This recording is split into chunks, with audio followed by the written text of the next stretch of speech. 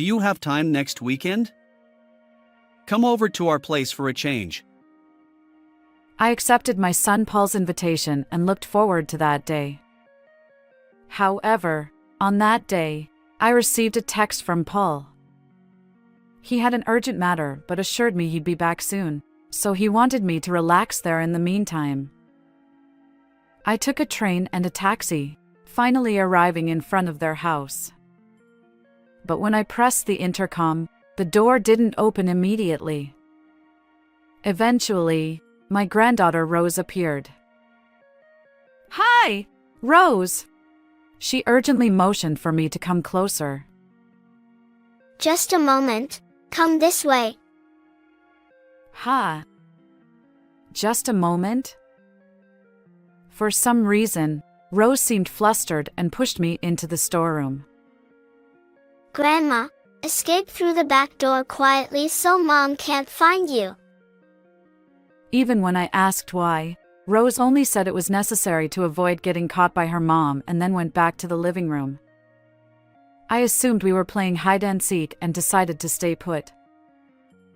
Just then, my son's wife, Lynn, emerged from the bathroom right in front of the storeroom. Rose, hasn't your grandma arrived yet? Not yet. Lynn clicked her tongue and started making a phone call. That hag hasn't shown up at all. Can't even keep time. It's the end for her. It's time for the generational shift, I suppose. Wait, was she referring to me as that old hag? But the shocking revelation didn't end there. Lynn began sharing something truly unexpected. I am Amelia River. Today, it's a sunny holiday, and I can hear birds chirping outside my window. I open the curtains, tidy up my appearance, and head from the overly spacious bedroom to the smaller room in the back. As I open the door, there's my late husband's smiling portrait. He passed away in an accident a few years ago. At the time, I was devastated and couldn't function, but with encouragement from my son Paul and his wife Lynn, I've managed to lead a normal life as a full-time employee. Above all, I mustn't falter here, especially for my granddaughter Rose, who's now in elementary school. I clasped my hands in front of the portrait and closed my eyes. May you rest peacefully in heaven, my dear husband, who worked so hard to build this beautiful, spacious house for us. After lightly dusting the portrait, I made my way to the living room. This room is decorated with artwork from a floral arrangement class I attend with neighbor friends. It's my current hobby. When my husband passed away, leaving me feeling like an empty shell, they encouraged me to join the class, and now I'm completely engrossed. The Paul family from the neighboring town also appreciates the flowers whenever they visit. Paul went to an out-of-state university and ended up working there. He met Lynn, got married, and Rose was born.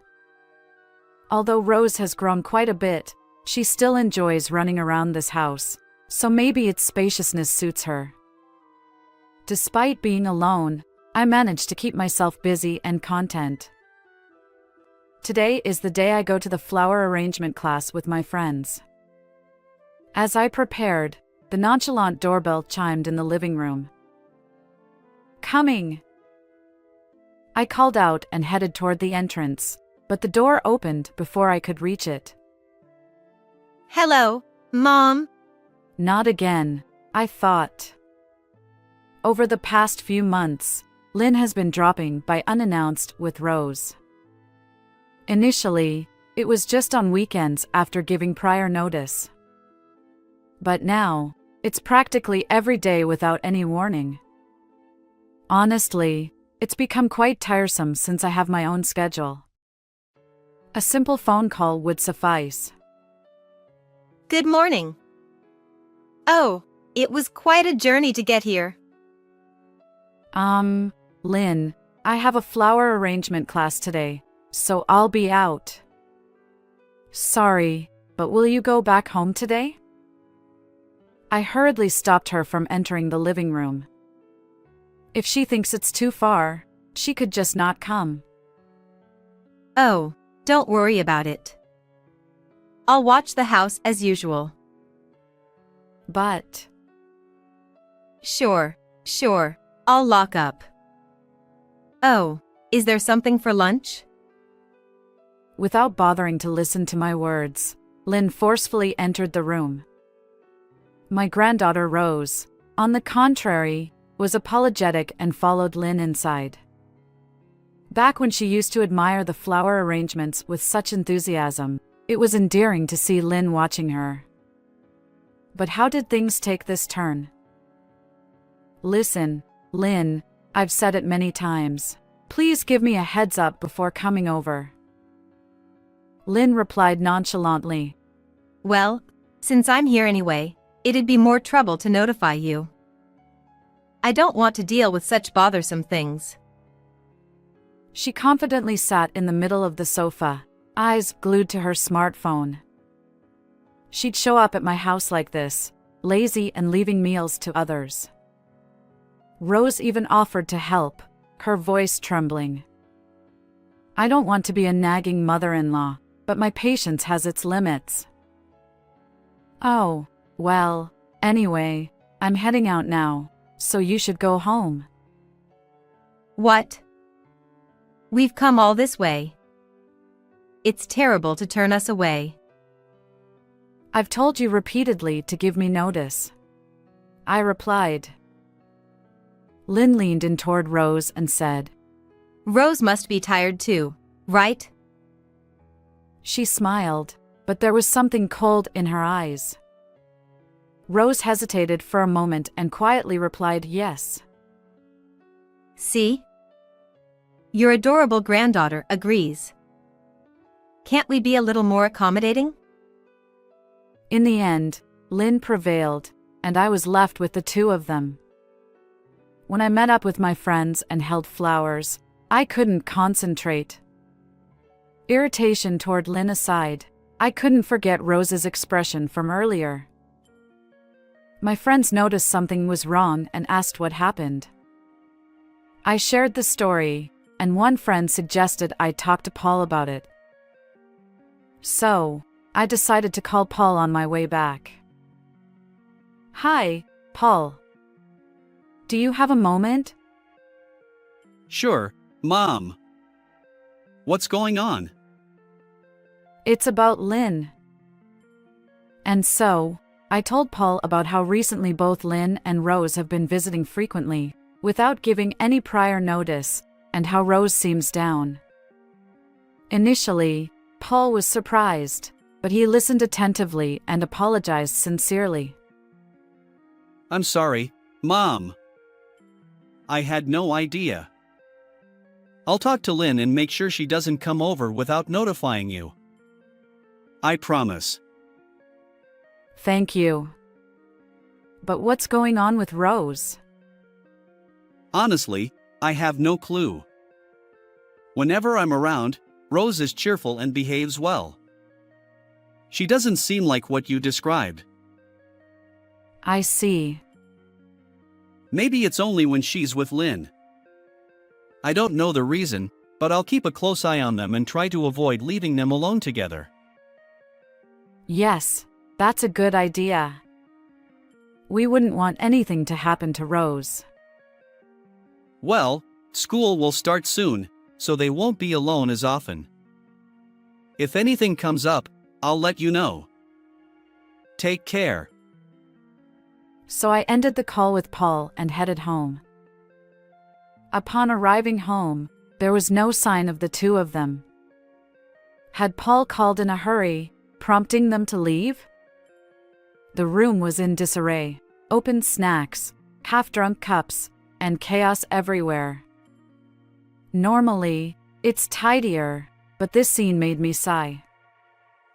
Yet, knowing they wouldn't visit without permission anymore brought some relief.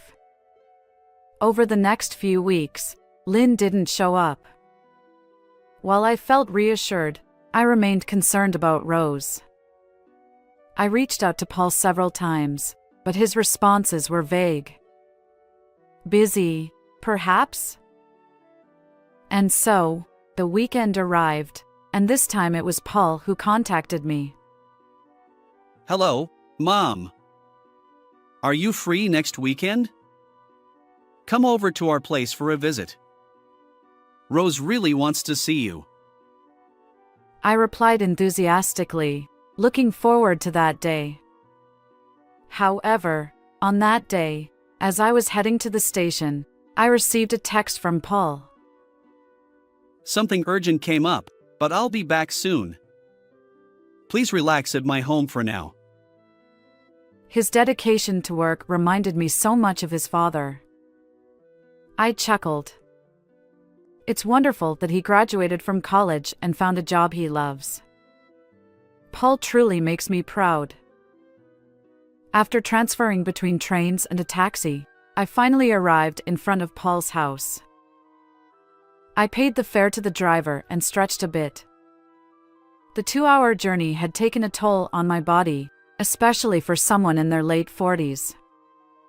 Perhaps some of the fatigue was due to the nervousness I felt. My desire to see Rose was strong, but I hadn't met her since Paul had asked Lynn and Rose to leave my home that one time.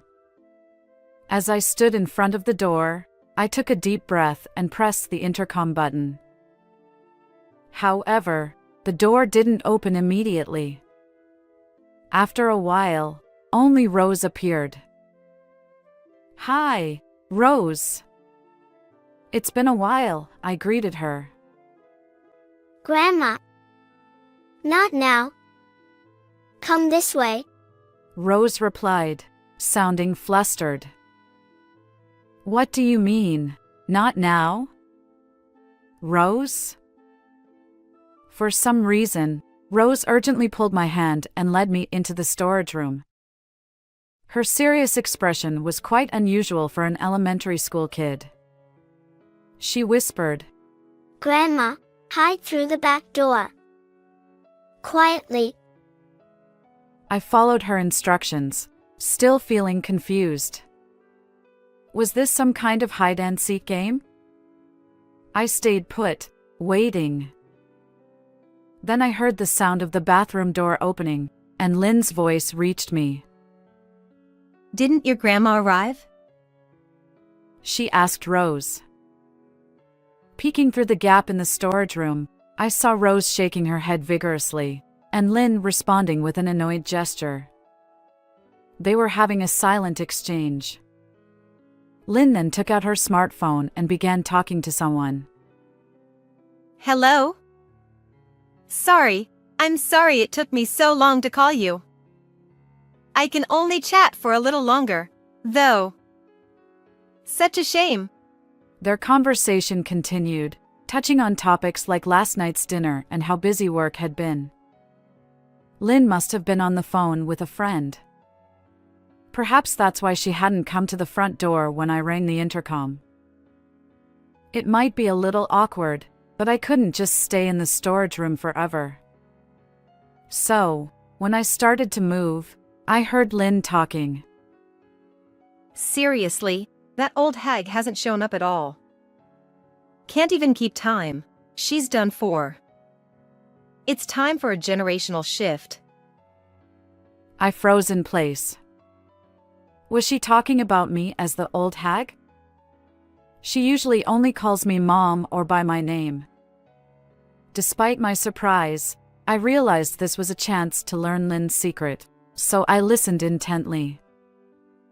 And then, to my surprise, Lynn started talking about something completely unexpected. Well, I can chat for a while. Our last date was so much fun. That hotel was amazing, right? Truly impressive. I want to go there again soon. Can't wait to see you. Her tone changed noticeably. She spoke with a flirtatious voice, genuinely excited. At first, I thought she was talking to a friend, maybe about Paul. But would she discuss dinner or dates over the phone? Paul was at work. So, was this someone other than Paul, a man, and not just a friend? As I reached this conclusion, a chill ran through me. I pulled out my smartphone, trembling, and pressed the record button. Lynn continued. You're amazing. I want a brand name bag next. If you get it for me, I'll wear that cute outfit you mentioned the other day. You can do whatever you like. The content made me nauseous. And all this while her young daughter, Rose, was right there. Rose might not fully understand, but she sensed that her mother's behavior wasn't praiseworthy. Rose thought that if I ran into Lynn, who was on the phone with someone else, it would be a big problem. So she forcefully pulled my hand and told me to hide in the storeroom. Rose, still in first grade, sat there with a sad expression, unknowingly bearing the weight of her mother's actions. The old hag is too stubborn to survive. I want her to leave soon and give me that big house so that we can live together in peace and quiet. By that big house, does she mean my house? What could she mean by too stubborn to survive? I wanted to say something, but I tried hard to hold it back. My mouth went dry. Really, it's really annoying. She got angry when I took a picture of the interior. It's like she's going through menopause. I wish she'd learn from my kindness. After that, she continued to make horrible remarks about how my clothes were tacky and the food menu was old. I felt sadness and anger at the same time, thinking that he had thought of me that way. I rubbed my shaking body, telling myself that getting out of here now and getting angry would not change anything, and that I would just have to bear it for now. I'm really grateful that you prepared the medicine for me. I'll have to give her lots of them so she can get the hell out of here soon. Saying this, Lynn transferred the white powder in her hand into a cup. It was hard to see through the gap, but I assumed it was a visitor's cup I had given her a long time ago. It felt as if a blade had been placed against my neck. I don't know what medicine it was, but I was sure it was something not good. Don't tell me you're going to make me drink that. My blood quickly drained from my veins.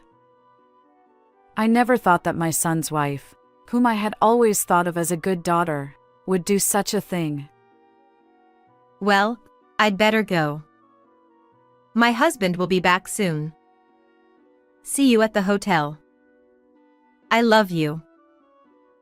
Saying that, Lynn pulled the smartphone away from her ear. But she was still operating the screen. While I was watching what she was doing, the phone rang in my hand. Ah. I rushed to turn off my smartphone, but it was too late. Mom, did you hear that by any chance? The door to the storage room was opened, and I involuntarily covered my eyes from the sudden glare. Slowly, I looked at Lynn's face in front of me and saw the same cold smile she had shown Rose that day. It was the first time I had ever been afraid of a woman's smile, much less that of a member of my own family. What are you talking about? I just got here a few minutes ago. I tried to argue in a trembling voice, but it would have been pointless. You heard it, didn't you? With a stern voice, Lynn closed the distance between us step by step. I resigned myself to the truth and decided to speak honestly. I stepped out of the storage room and faced Lynn. Yes, I heard. What exactly is going on? Are you having an affair? I mustered the courage to confront her. Honestly, I was trembling with fear, but I needed to confirm the facts. My body tensed up, and my palms grew sweaty. Honestly, why are you taking this so seriously? The person I was talking to earlier is just a friend. It's all a lie. Please forget about it. Lynn laughed through her nose, deliberately making it seem forced. But it can't be dismissed as a joke. I heard the entire conversation earlier. You only heard my voice, didn't you? You can't possibly know who the person on the other end of the phone was. Accusing me of having an affair is harsh. Then who are you talking to? Look, it was just a friend. Can we drop it now? She answered with annoyance and immediately picked up her smartphone, not even sparing a glance in my direction. Despite the conversation content making it clear that it wasn't just an ordinary friend, I felt underestimated. Well, what about the negative comments you made about me earlier? Was that a joke too? I never said anything like that. Your paranoia is off the charts. Cut it out. Do you have any evidence? Well, without evidence, stop making baseless accusations. I'm not having an affair. at that moment, when Lynn stated it firmly, Don't lie.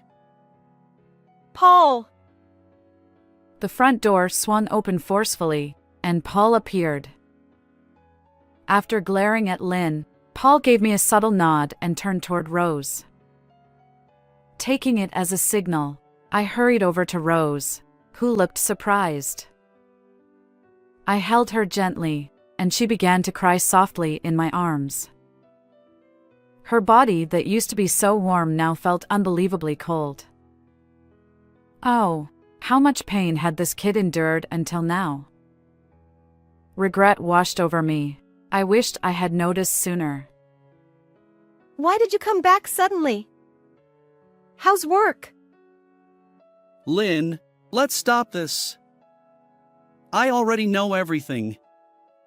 Your affair, your interest in Mom's house, and even the fact that you've raised your hand against Rose. What evidence do you have to say such things? Mom sent me a video. Paul manipulated the smartphone he held. You're amazing. I want a brand name bag next. If you get it for me, I'll wear that cute outfit you mentioned the other day. You can do whatever you like. And there it was, the same line Lynn had just spoken. Yes, I had been secretly recording videos, and I had just shared one with Paul.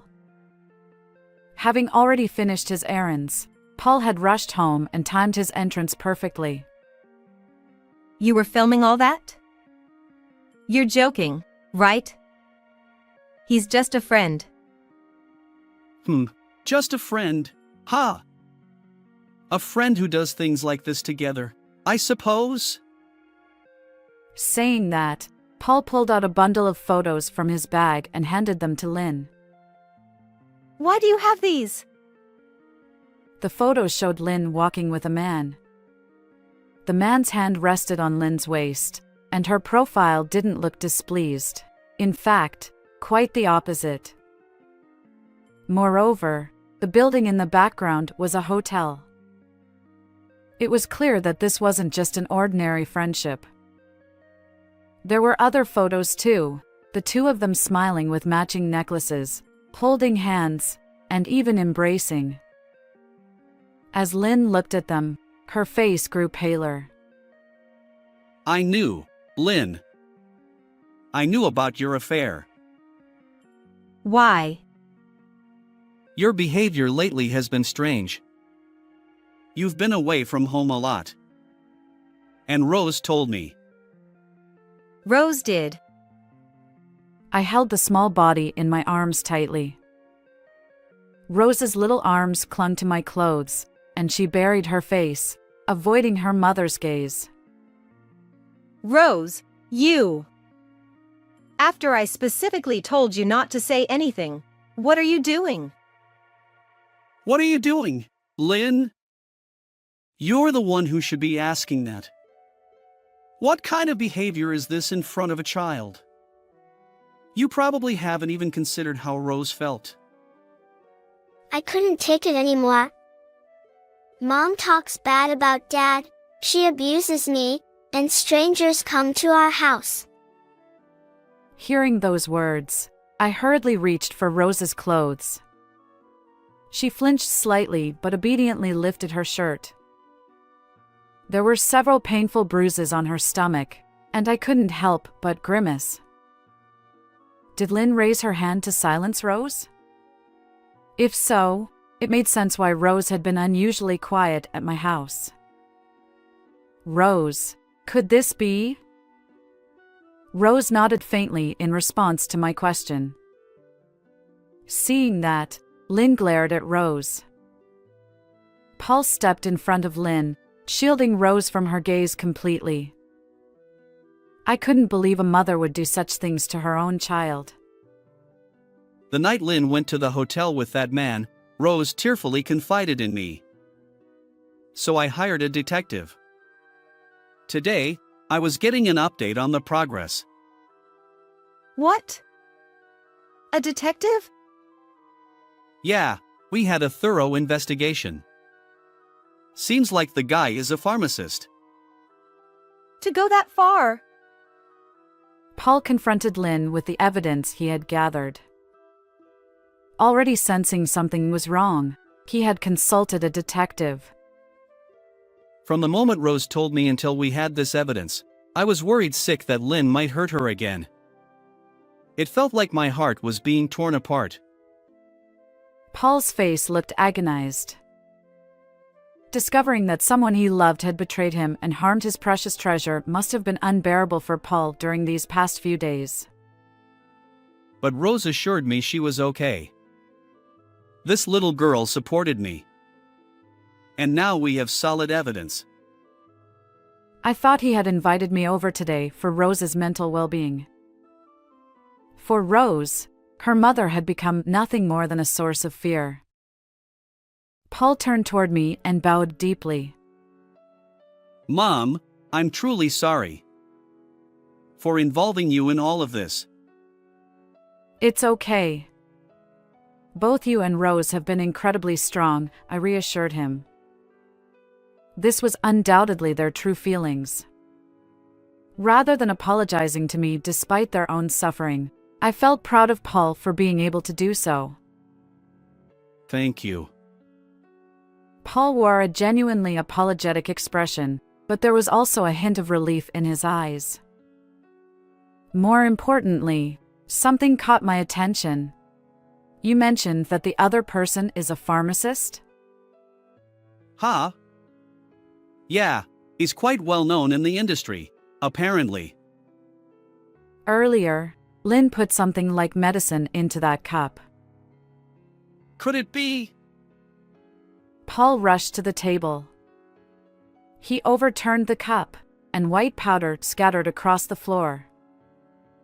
What is this, Lynn? I got it from that boyfriend of mine. For what purpose? Well, to get rid of this old hag, of course. It's obvious. I want to move in with him to that big house soon.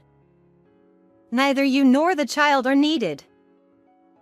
Lynn, who had seemed resigned and disheartened just moments ago, suddenly raised her voice. She grabbed the fallen pills and approached me with a menacing look. Take this already. Come on. I held Rose even tighter, shielding her from Lynn. But Lynn's arm pushed me aside, and she climbed on top of me. I struggled, but against Lynn's taller frame, I had no chance. Paul also tried to pull Lynn away, but before he could, Lynn's hand holding the pills was right in front of me. Stop! Just when I thought it was hopeless, a young voice echoed. Mom, stop already. You can hit me if you want. You can do anything to me. Just don't hurt Grandma. Rose. Lynn froze, turning her attention toward Rose.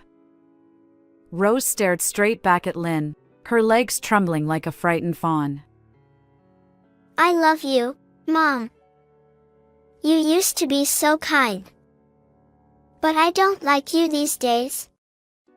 I don't like the way you treat Grandma. Please go back to the way you used to be. Rose had been holding back her voice until now, but she finally raised it and burst into tears. She crumpled her face, releasing all the pent-up emotions. Lynn witnessed the scene and opened her mouth to say something, but instead, she sank to the ground as if resigned. No matter how wicked a mother's actions might be, they are vulnerable to a heartfelt cry from their kid. I've called the police now. That medication must be dangerous. They'll investigate it properly. We'll get more details through the police. Paul put his smartphone back in his pocket and lifted Rose, who was still crying. He comforted her by patting her back. Rose knew about your behavior, but she didn't tell me because she thought it would make me sad. The day she told me, she also said, "I'm sorry, Dad." Think about what that meant. Rose. Lynn reached out to pat Rose's head, but stopped halfway. It was probably for the best. She had learned firsthand how a morally compromised mother could affect her kid. In the days that followed, a detective hired by Paul provided irrefutable evidence of Lynn's infidelity. Initially resistant to divorce, Lynn eventually accepted it, and both she and her lover were arrested. They were going to murder me, inherit that house, and then do the same to Paul, and then remarry in the clear. Their greed had driven them to commit a crime. Well, even if they paid for their sins, the alimony and child support would wipe out their inheritance and income, making it impossible to live in a mansion. The medication they tried to force on me turned out to be harmful, as suspected. The male pharmacist had apparently taken it without authorization. If I had taken it, perhaps I would have gone to my husband after all. When I jokingly mentioned this to Paul, he replied, "Mom, I'm really sorry about this. Hey, how about living with us from now on? Being alone must be tough for you, especially for Rose's sake." Now, in addition to the colorful flowers, I live with my loved ones. The overly spacious house was quickly filled with the two's belongings, and there was no trace of the lonely space. Today, as always, I kneel in front of my late husband's photograph in the small room. It seems I'll be joining him in heaven a little later. Right now, I'm incredibly happy. Will you forgive me, darling? I talked to him in the photograph. From the window of the small room, I can see Rose playing energetically with Paul. I suddenly recall that day, the day Rose did her best to protect me, defied Lynn, and thought so much about Paul. After the incident, there were nights when her emotions were unstable, and she would burst into tears. But now, she's a cheerful first grader, back to her old self. I've made a strong vow to protect this kid. I'm sure Paul feels the same way. Grandma, get that ball. Sure, dear. I step out into the yard, ball in hand, heading toward Rose.